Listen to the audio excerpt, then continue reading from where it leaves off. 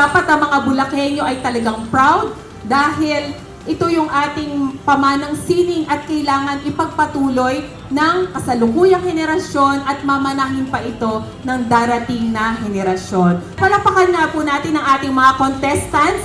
Kayo ay panalo na dahil pinagpapatuloy nyo ang mayamang sining at kalinangan ng ating lalawigan. Bulacan, lalawigan may pusong marangal.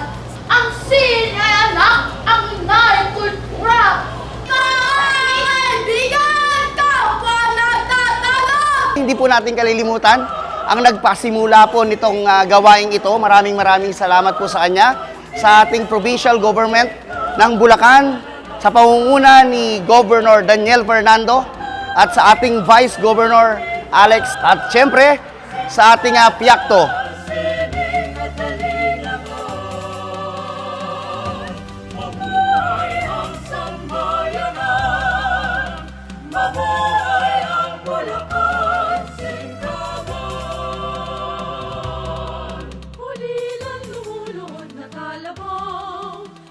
Del kabayong naguunahan.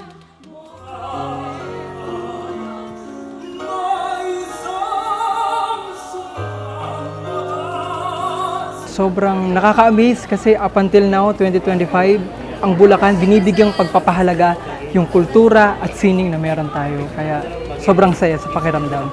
Patuloy niyo pong tangkilikin ang sariling atin. Mabuhay ang Kondiman!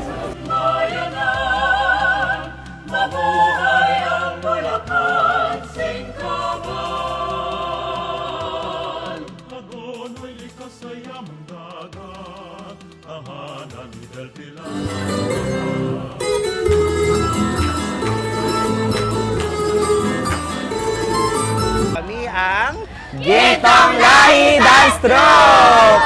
Ang kahalagahan po ng mga ganitong competitions, mas nakikintal po natin to sa kaisipan ng mga kabataan na ma-preserve ang ating culture through dances. Taos-puso po kami nagpapasalamat unang-una sa Provincial Government of Bulacan sa ganitong klaseng programa na lumilinang sa kakayahan ng mga kabataan. Siyempre, ang minamahal naming giginto, talagang basta magaling, sa giginto ng galing. Sa bawat awit, sa bawat liriko na masasaksihan natin, buhayin po natin ang sining ng nakaraan. At makakaasa po kayo na ang ating Vice Governor Alexis C. Castro ay patuloy po ang pagsuporta sa mga adhikain na siyang nakakapagparangal sa ating pagkakakilanlan at kasaysayan bilang mga Bulakenyo. Maipapakita natin at maipamamalas ang pinagmula ng ating liping Bulakenyo, kung saan ang mga kabataang ito ay sasariwa sa mga taglay na talento at husay ng mga bayaning nanahan sa ating bayan.